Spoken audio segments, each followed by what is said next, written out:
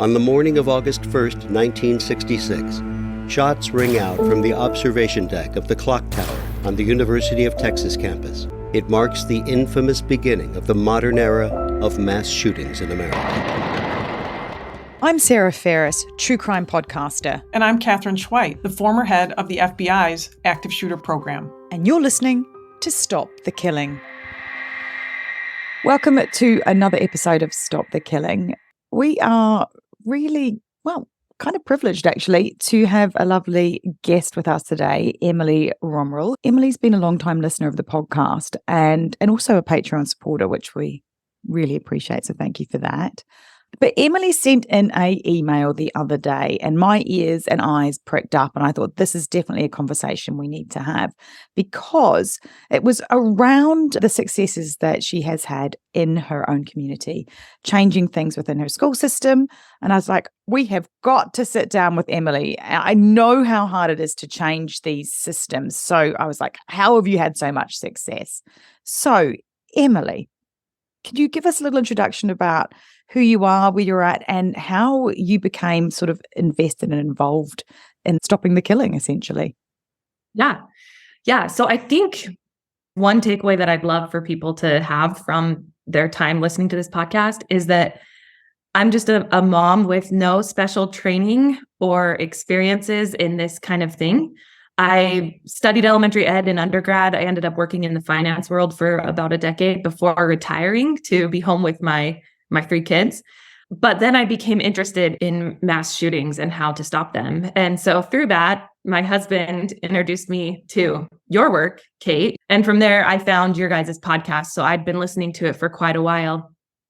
And I can't remember the episode specifically, but you had mentioned an anonymous reporting system. And now every time I listen to Stop the Killing, I'm like, I'm doing dishes or whatever, I'm making dinner. And I'd set my spatula down and I'd run over and write down like whatever I needed to look up. Wow, I wrote that's down. impressive. I love that. I love that. We've been on lots of culinary adventures together, the three of us, that you both don't know about. Oh, I wonder what our signature dish is. Yeah, we can put out our own cookbook. Yeah. Exactly. Recipes. Yeah, I love that. That's hilarious. So, Emily, how long ago was it that you thought, what is a anonymous reporting system and does my school district have one? Well, it was shortly before the shooting at Covenant School. And I looked for it and I didn't really find anything. And I thought, I'm going to put a pin in this. I'll circle back. I'm sure we have one. I'll just need to find it. And after the shooting, I became much more frantic or determined in my search. What my district had at the time was a paper form, a bullying incident paper form. So it didn't talk about like leakage or, animal cruelty or someone who's withdrawing, any of those signs that we see in young shooters. But it also didn't address things like drugs or eating disorders or other things that kids are facing. It was very specific to bullying. So can I just take you back just a little bit? You're living in what region of the United States? Yeah, I'm in the Mountain West. I'm in Montana. Which is a lovely area. And you have three kids who are elementary school, right? My oldest is in second grade and my middle's in preschool and my youngest is still home with me. Right. So you've got a road ahead of you of kids who are going to be in school. And yes, obviously you're going to be worried about their safety. So you're sitting there making a chicken pot pie and you're thinking, okay, I need an anonymous reporting system. When I cook, that's what I think about too. I'm glad to hear that I'm not the only person. Sometimes I feel weird. So I just wanted to make sure I understood. You've got a few kids, you're thinking, okay, what's the school have? And you're confident that they have an anonymous reporting system because why wouldn't they? Yes, exactly. Oh, yeah. Okay. Interesting. So that was your fallback, as you're assuming that they had one already. Mm-hmm. Okay. Oh, yeah. I mean, perhaps many of our listeners. Yeah. There's a million reasons to have one and to support it and to run it very well. And there's no reason not to have one other than awareness sometimes. So who did you approach or how did you find out what your school district had? I shot off an email to both my principal and the superintendent. And I just said, in light of recent events, I've been learning about warning behaviors that people exhibit before they commit something like this. And I've learned about the value of an anonymous reporting system. How do we report warning behaviors? I've found this bullying prevention form. Do we use that? Is that our system? So he emailed back and said, yeah, that's our system. And of course, you can always call 911. You can always call me, and you can always call your principal. And he gave me his direct line, which I think he meant for that to be very encouraging. Like, I'm super reachable. But knowing what I knew from this podcast, it gave me a pit in my stomach. I remember reading his email and just like feeling this like drop where I was like, no one's calling the principal to report, a little thing of leakage that's probably a joke, right? In quotes. I knew that the warning signs were such that going to the principal, going to the superintendent, going to 911 would feel drastic to the people who witnessed it. Yeah, absolutely. As a step too far, isn't it? I mean, it's hard enough to pick up the phone to report something that it is actually a crime sometimes, let alone you doubting yourself as a mother, as a parent, as anything. And you're like going, this could be something, or it might be absolutely nothing. How dare I waste someone's time? Oh, absolutely. And I feel like what you hit on is exactly right. Like wasting someone's time.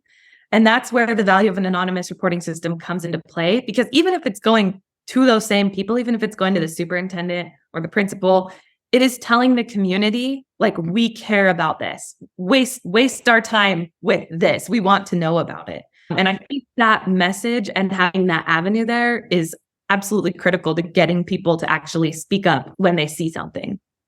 So what was your next step when you got that email? Then what did you do? I don't know what I would have done.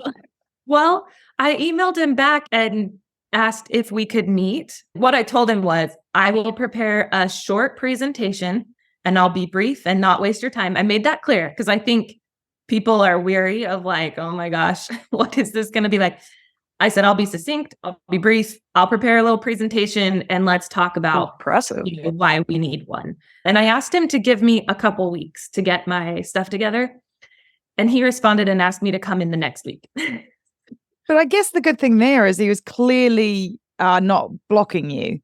No, I mean, I think there are some things you can do to help increase your chances of having a good outcome in working with superintendents. But I also think a little bit, sometimes it's the luck of the draw. And I just happen to have two really responsive superintendents, which I'm super grateful for. And they've continued, now that this new one has continued to show that he's humble enough to listen and consider perspectives different from his own. We had a meeting just yesterday to talk about our lockdown drills district-wide, and he was open to reconsidering some things that he had originally put in place. So I'm super grateful that my superintendents have been open.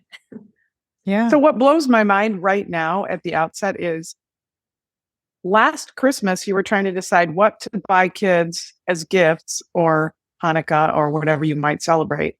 And this year, you're in your school planning for better lockdown drills. Right? Yes. I mean, it was never even on your radar. No. But that's so cool. Well, yeah, it is. And it's honestly, you guys, I've told you this, and it's because of the amazing work you do that has taught me what questions I should ask, and then what resources are available to me. And then it's easy to look at the school and suddenly you know stuff that your school doesn't know.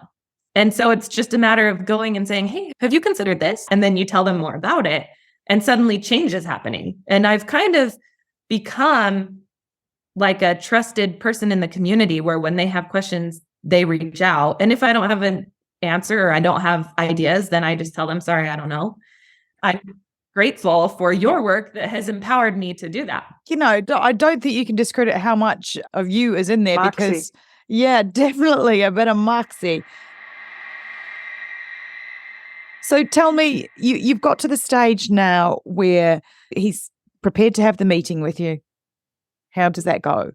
Yeah, the meeting went really well. So I did have an ace in my pocket, which is my husband is a med peds hospitalist at our local hospital. So he does half his time on the peds floor, and he sees a lot of suicide attempts. Like every single shift he's on, he sees someone in our school district who has had this problem. It's a real problem. So I asked him to come with me to the meeting to speak to the bullying aspect, which is also something that the anonymous reporting system would address. But I started my presentation with the data from the FBI. And so I got the, active shooter reports, and it showed a very concerning bar graph of our mass shootings are on the rise, our active shootings. So I made that case. And then I shared the data that on average, an active shooter shows 4.7 warning signs before their attack. I love that you are pulling all of that stuff out, because that's the data that can't be ignored. You can see things ahead of time, and you do have time to react. I love that. Yes. Well, and going back to what Sarah was saying about having the confidence, these reports gave me the confidence, because it's one thing to go in and say, I feel like we need this. It's another to go in and say, hey, the FBI says this, and here's the FBI report. It wasn't my words. And I think that was largely what gave me the confidence, was knowing I was speaking truth and I had the data to support it. I made that case of the 4.7 warning signs. Anytime I use that stat, I point out to people that in order for it to have counted as a warning behavior in this study, it had to be observable by someone else and cause more than a minimum amount of concern. Because I think those two factors are important, that we have 4.7 times that someone's going, that did not feel right. That makes me uncomfortable. It's not just 4-point warning signs that may or may not be seen. Yeah.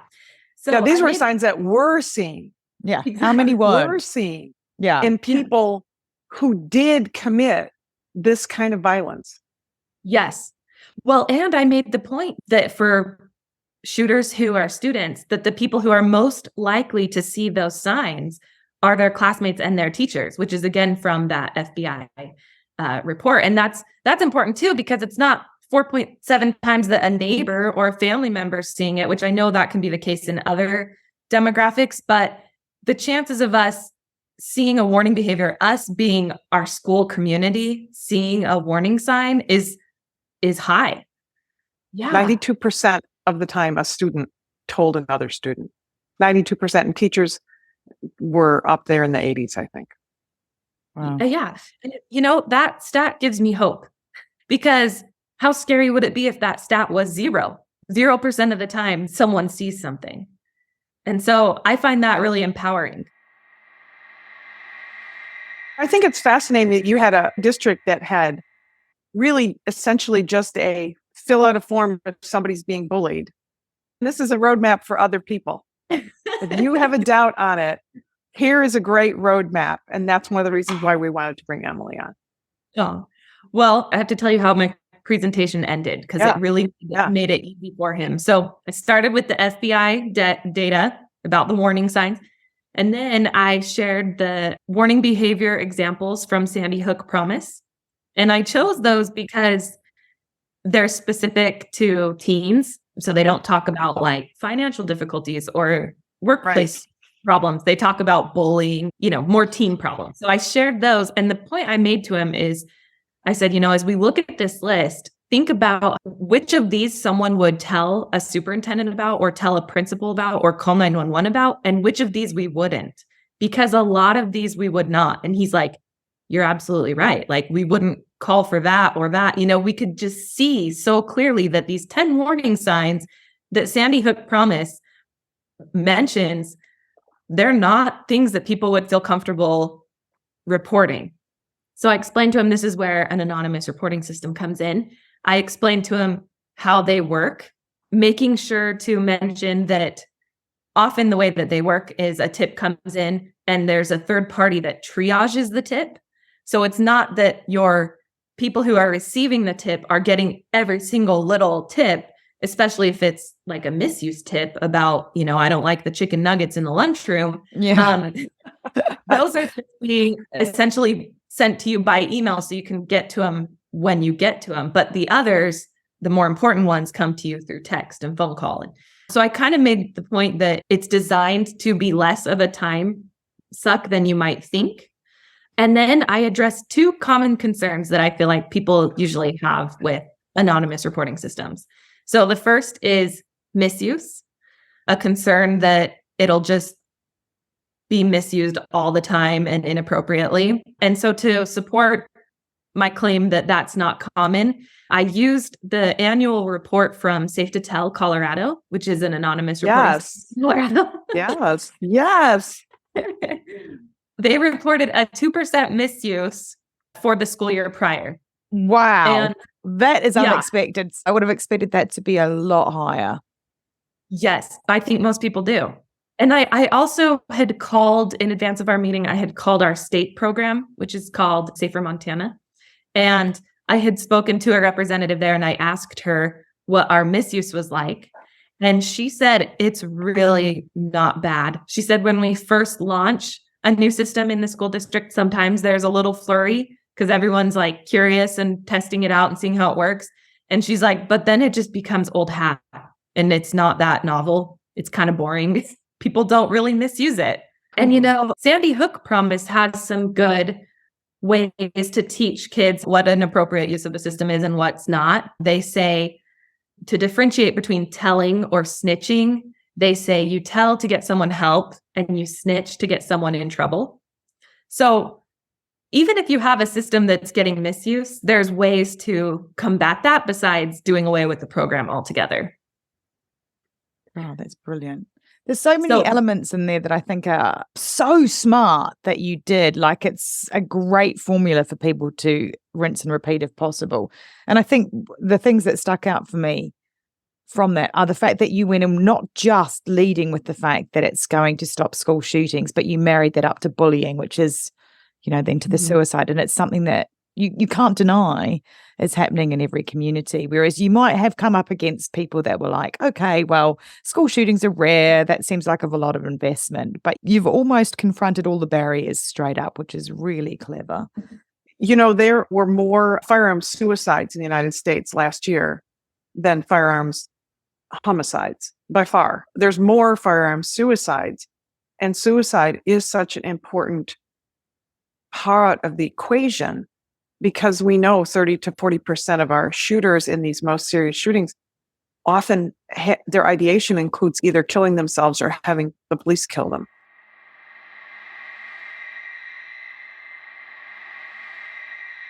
I think what's amazing about you is that you're doing this not because you have teenagers. The majority of school shootings are in middle schools and, of course, high schools.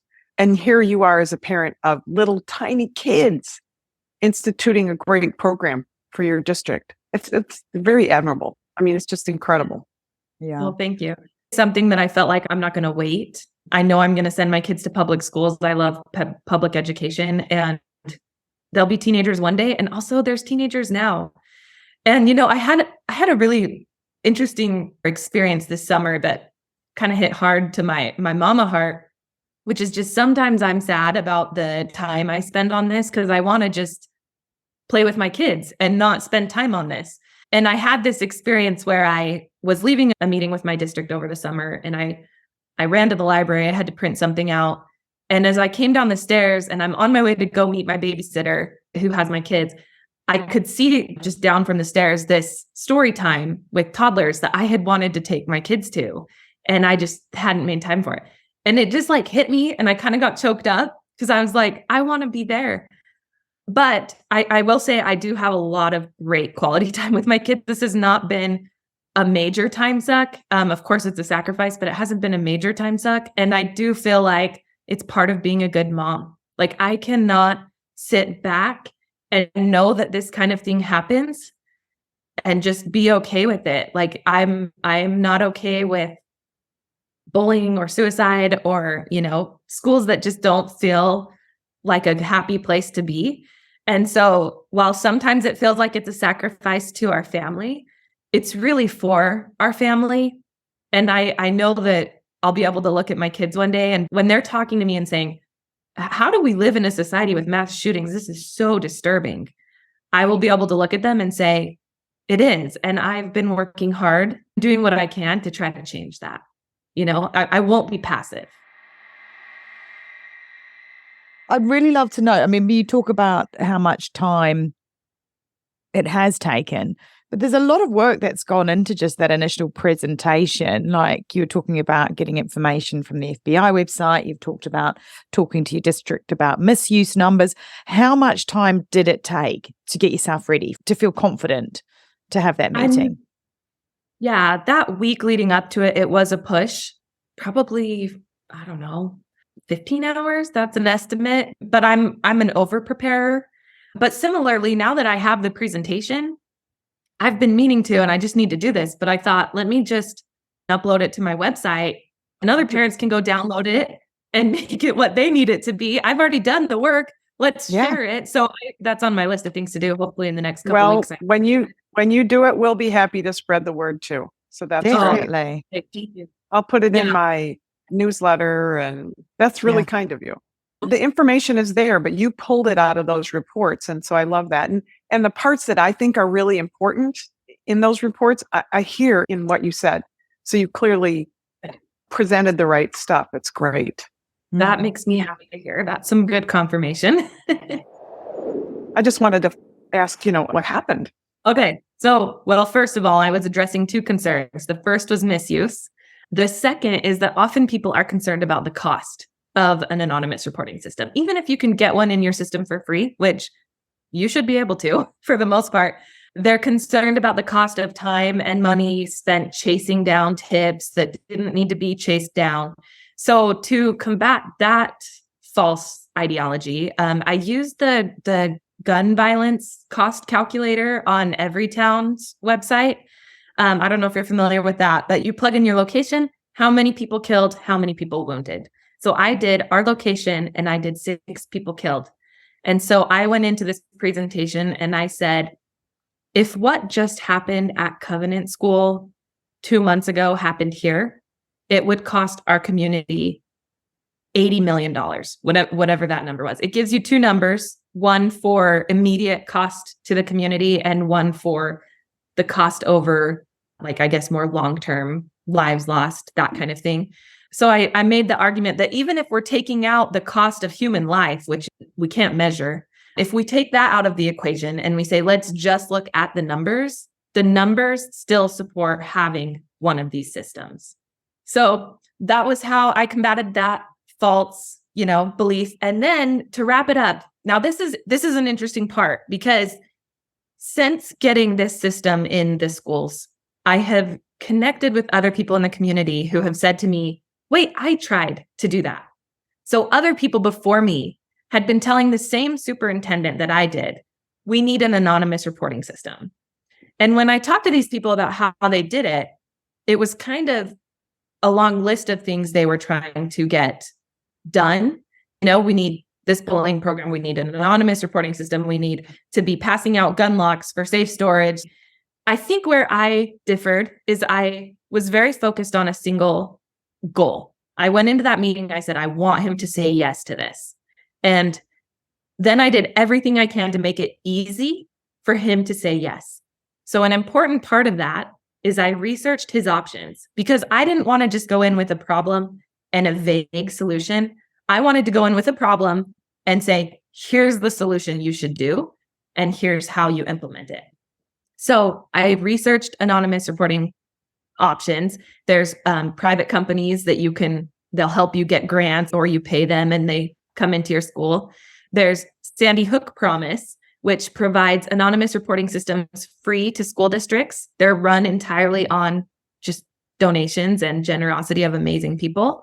So I called Sandy Hook Promise and I had a list of questions, things like, what's your onboarding process? Where do you set up the threat assessment teams and how often are they trained? How do you train the student body and how often? One thing that they told me on that phone call is that they had about a year-long waiting list, depending on how big my school district was. So that's a pretty big drawback. But then I found we had a statewide program. And so I called them. I saw they were in a neighboring city, a couple hours away from us. And I called them and I just explained, hey, I'm a parent in this city and I'm getting ready to go present to my superintendent to try to convince him to get us an anonymous reporting system. And I'm just wondering if we can talk. And I asked him all the same questions I asked Sandy Hook Promise. And I learned that this system was created and it is completely free to school districts in Montana through 2025. The district just has to ask for it. So they're only in districts where the districts have reached out. Oh my and goodness. for my district, it was just an awareness issue. So in the presentation, I went over these 3 options, the first 2 briefly, and then I spent a fair amount of time on Safer Montana. And I said, this to me is a really easy solution to this problem. And I gave him the contact information for the people I had at Safer Montana. Perfect. Yeah. Job done. Yeah. So then he did reach out to them. And I mean, our meeting was like maybe June. I can't remember for sure. And we had a system by the beginning of the school year. Have you heard from parents or other school board members or people who were like, thank you for doing this? Oh, yeah. Some people have been really great and kind of wondered how I was successful because, again, they had tried. But I really think making a strong case, you can't just go in and say we need an anonymous reporting system. They're great. You have to educate. I had to give him the knowledge that I had gained from listening to your podcast to get him to really buy into it. And then I think also having the solution, doing the work for them in a way, just so that they can say yes, easy. And, it is interesting. So since doing this, I've started a little segment on my Instagram account where I do assess my A.R.S, where I look at your A.R.S and tell you where it stinks. And so I love that. So I've looked at anonymous reporting systems around the country, and just having the system is not enough. And similarly, we have work to do still in our district, because in order for it to be truly effective, it has to be regularly promoted. The administration really has to buy into the mission and the purpose of it. And it has to have what I call like the hug factor. If you look at Sandy Hook Promise, Safe to Tell Colorado, Spokane has a great anonymous reporting system. You will see that when you read their pages that are like, hey, come submit a tip, it feels like you're getting a hug. It's like, no problem's too big that we can't solve together. Or, your safety and health matters to us. And you just have this feeling of like, well, someone cares. How great is that? And I've seen anonymous reporting systems. I saw one in New York that took a very punitive approach. It talked about if you go to the website to submit a tip, it says, you should not misuse this system. It's for bullying. In order for it to count as bullying, it has to be malintent. Here's the definition of malintent. And you kind of leave going, well, I don't know if they meant malicious intent. Like, it just causes you to question. Yes. And there was another one I saw in Pennsylvania, and Pennsylvania passed a law saying all schools must have a anonymous reporting system. And so their system was extremely hard to find on their website. It wasn't just go to their website and here's a beautiful button that says, are you concerned? Let us help. Instead, I had to go to the search bar after searching their whole website and type in, tip or concern. And then I found it, and it led with, in accordance with Pennsylvania law S25, whatever, we now have an anonymous reporting system. It practically said, don't sue us. We have a system. Yeah. I see a lot of potential for parents to get involved in educating the administration on how to better use the system that they have. Did you ever come up against, and asking for a friend, as they say, the barrier of, you might have come across this on your Instagram account, that one of the barriers to putting in an anonymous reporting system for schools is that then they don't know who put the tip in. That is one barrier that I've heard very recently from a school. And obviously, my argument would be, well, aren't you better to have that crumb to follow than nothing at all and wait for it to explode? So did you ever come across those kind of barriers at all? I haven't. I guess what I would say is that the anonymity piece is vital, because sometimes people won't report something unless they feel like they can be protected. Yeah. And I would also speak to the district administration and say, if you do your best with the tip and you just can't go any further because you don't have more information, you have done your job. And so Yeah. even if your concern is that I might get a tip and I can't see it through to the end because I don't know who sent it, as long as you've done protocol and you've done the best you can with that tip, your job is done. So really the anonymity piece doesn't matter in terms of you doing the job of the threat assessment team. Yeah. And I would just add from an investigative standpoint, there are many situations where investigators get pieces of information and that doesn't necessarily make sense, but then later you get more information. Now they know, 2 instances. Then they're not telling you maybe misinformation, but also that this is a pattern of behavior for that individual. And so now maybe they do get that name of the individual. So they're all pieces together. I think it's always a failure from an investigative standpoint to believe that one source is going to build your case. And I say that, as a former FBI, former prosecutor, it takes the pieces together. So when you close the door to accept pieces of information, like you were saying, Sarah, that's just naive. It's just naive. You talked about something that I hadn't even thought about in terms of an anonymous reporting system and trying to get something in place. And that was actually the cost barrier of the system. You obviously looked at quite a few different systems. What do they physically look like? Are they apps? Is it merely an email address? What are you talking about when you're talking about a really good anonymous reporting system? Yes. So this also varies across the country. I think our standards are Sandy Hook Promise, Safe to Tell Colorado. Those are 2 phenomenal systems, but there's some important aspects. It needs to be in a way that teenagers will use. So Right. Phone calls, nope. In person, nope. Email, we're getting closer, but like text line and app, that's where it's at. Right. And so a lot of these systems have both a text line or an app. I think the ideal is to have an app that people can go in and it has different categories. You can choose this has to do with bullying or eating disorders or just something concerning. And then I like to see that they have an other category, because what if someone has something that they're thinking about reporting, but it doesn't fit into any of the categories? You don't want them to turn away just because it doesn't fit in a category. So having like a catch-all, and then, they'll just have places where you can type out what you're concerned about. A lot of times you can opt to include your information if you want to, but you don't have to. And then you hit submit. You mentioned too, like kids won't do calls or emails, but adults might not do text. Somebody Yes. older might not report somebody they're concerned about who lives next door. So it's important that you have all the systems. I know when I was working in the FBI, there was a time period when there was a conversation with the tech people where they were thinking of getting rid of fax machines. And we were like, no, any mode. Even like the FBI has fax machines. So who still has those? But sometimes in other parts of the world, other parts of the country, people send in something. And if that's the way they want to send in an image, or they see a poster, the goal is to have every possible way that you can collect the information, attach it, not attach it, fax it, email it, call it. Some people will only pick up the phone and call. And that's great if that's the way, that's their mode. But with teenagers, absolutely, when we know they're the ones who are going to see it, you got to have those extra modes. You can't just be a form. I've got this image of the FBI having a fleet of carrier pigeons that they can't retire now. That could be true.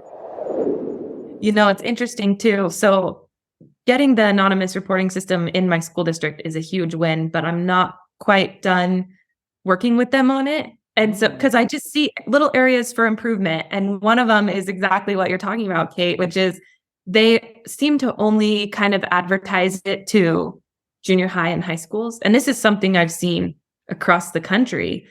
I don't know what the word is. It's a mistake, I guess, to not advertise it to elementary schools too. And the argument is, well, they don't have phones, but their parents do. Yeah. And their parents might see and hear stuff. And so you really have to shift your thought process around the anonymous reporting system to thinking of it for the whole community, not just the students. It's short-sighted, I think is the word you're looking for.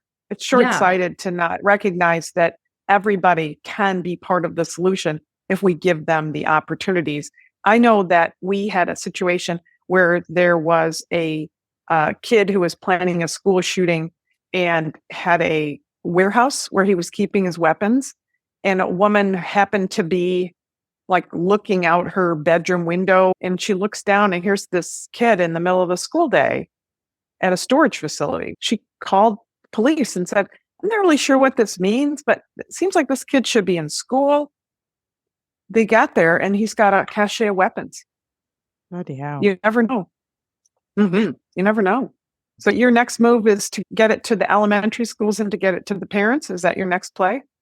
That, and we're also working on the hug factor. I took them some examples recently of things like Safe to Tell Colorado, the Spokane, and then I contrasted that with our Safer Montana, which our Safer Montana program's great. I am planning to reach out to them as well and see if they'd be open to Of course you are. up their language a little bit. But I made the argument to my school district. I mean, they could easily see the difference between ours and some of these others. And again, ours is not bad. It's just not amazing yet. I'm sure it'll get there. And so as you contrast the two, you can see, oh yeah, this one, it feels like I'm getting a hug as I go and submit my tip. And this one feels just a little more like, oh, here's a helpful tool. And so I shared those examples for them. And I made the argument of just because Safer Montana doesn't have the hug factor, it doesn't mean that we can't have that hug factor in our district. And so when we send out communications to parents and families, whether it's newsletter, social media, like how, our little communication app, we can add in that language that helps people really trust and feel like there's a resource there for them. So we're working on that.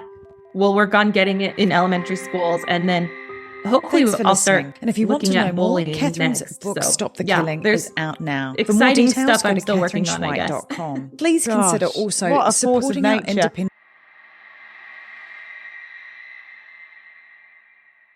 Well, that's all we've got time for this episode. And I don't know about you, but I vote that we clone Emily and just put her into every school district in the world. Join us next episode as we continue our conversation with Emily, covering bullying and active shooter drills and pretty much everything else in between on this topic. If you can't wait, then you can listen now or watch it now on patreon.com/stopthekilling. Or if you're an Apple subscriber, it is also out now. And if you want to watch the episode, head to YouTube at Sarah Ferris Media. As always, check out the links in the show notes.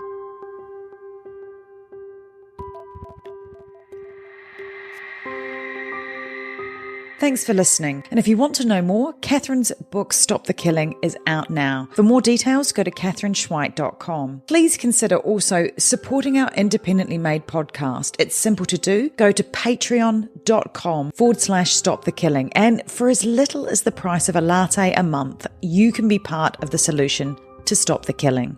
Patreon rewards range from official do-gooder status to ad-free episodes, autographed books, and opportunities to connect with us directly for your business, school, church, or even just a book club chat. But just knowing that you are part of a movement that has the power to make your community safer, well, that's got to taste better than a skinny cappuccino any day. So please head to patreon.com/stopthekilling now and polish off your do-gooder halo and make sure to include your name so we can give you a shout out. This podcast is a Community podcast production. That's Con with an N. If you want more content, then head over to Community Podcast at Instagram, where you'll find trailers on more binge-worthy true crime, like the award-winning podcast Conning the Con. And check out our show notes for all the links mentioned. Finally, if you want one takeaway action that you can do right now that can help make our community safer, please share, rate and review this podcast wherever you listen. Everybody needs to know that they hold the keys to see something and say something. Together, we can stop the killing. It's one of those things you hope never happens, but you better train for it, because it will happen, and it will happen in places you wouldn't expect. Be ready for it.